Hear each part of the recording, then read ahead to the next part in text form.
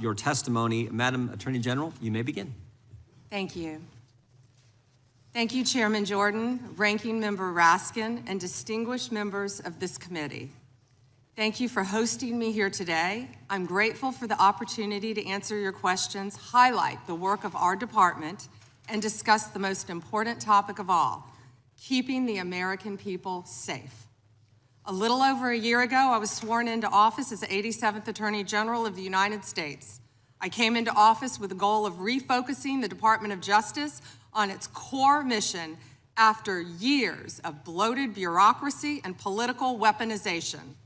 The Department of Justice's core mission is to fight violent crime, protect the American people, and defend the rule of law above all else.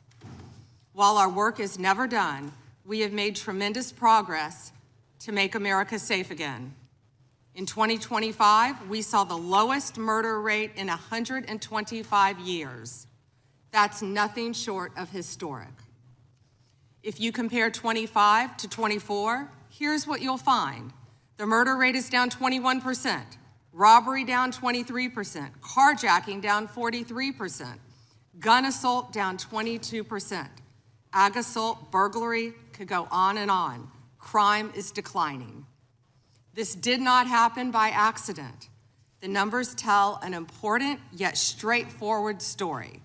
President Trump has given us the resources, the support, and the leadership to protect the American people. President Trump's policies have saved lives. I cannot think of a policy outcome more important than protecting the lives of American citizens. Can you? This trend has been especially clear in Washington, D.C. and in Memphis.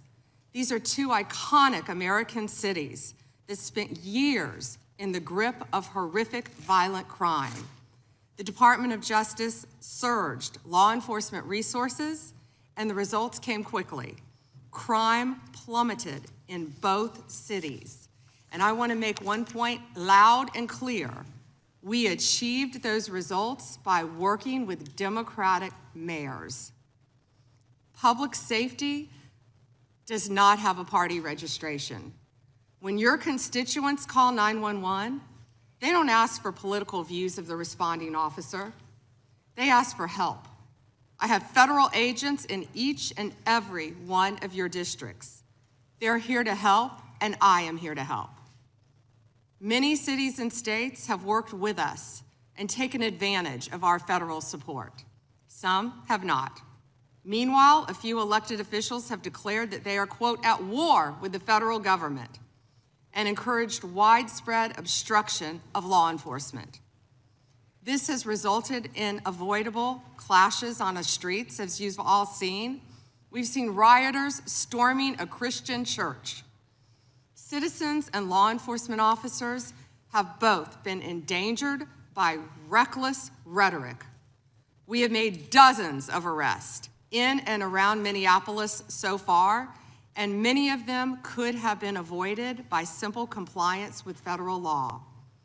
Of course, our efforts reach beyond our urban centers.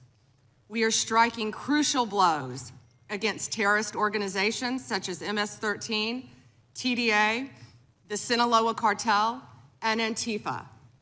And as we sit here, I think you've seen the news this morning. The news is reporting that cartel drones are being shot down by our military. That's what we all should care about right now, protecting America.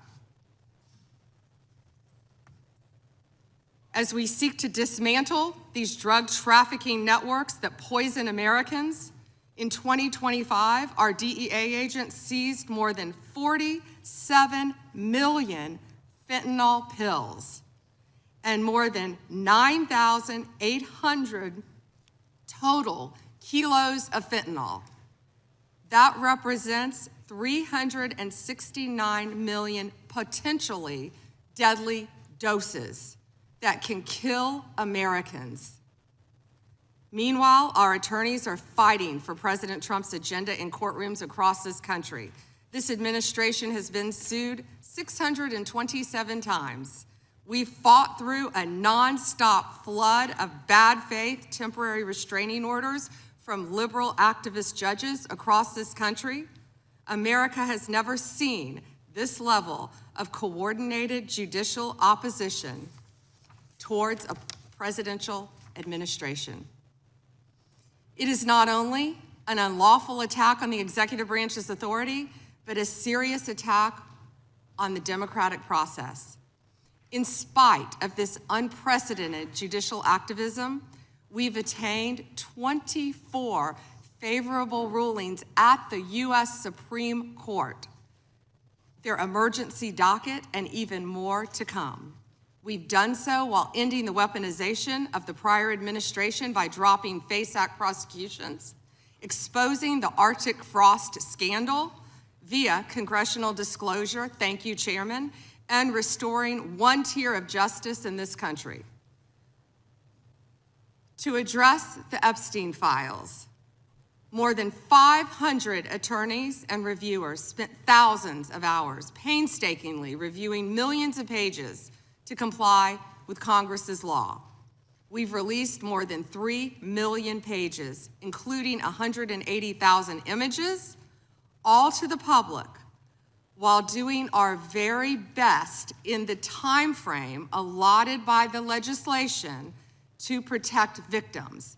And if you brought us a victim's name that was inadvertently released, we immediately redacted it.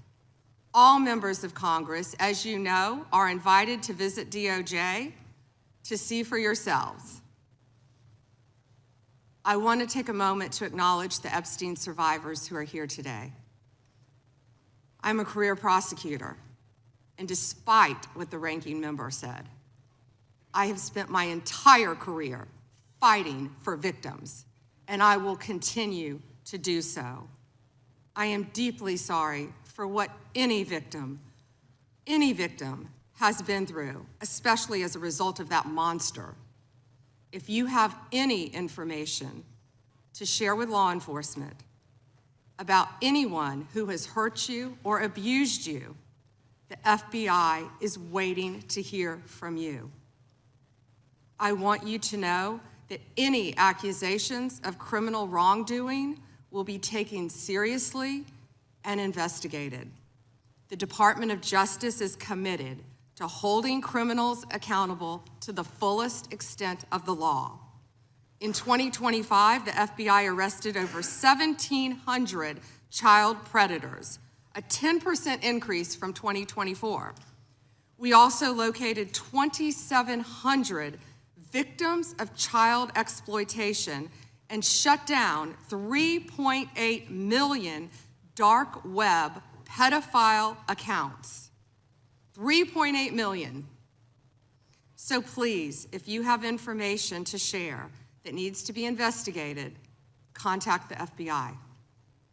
Today, I look forward to discussing further our shared obligation to protect the American people, uphold the rule of law, and keep this nation safe. Thank you. Thank you, Madam Attorney General. The chair we now proceed under the 5-minute rule. The chair recognizes the gentleman from California for 5 minutes. Thank you, Mr. Chairman.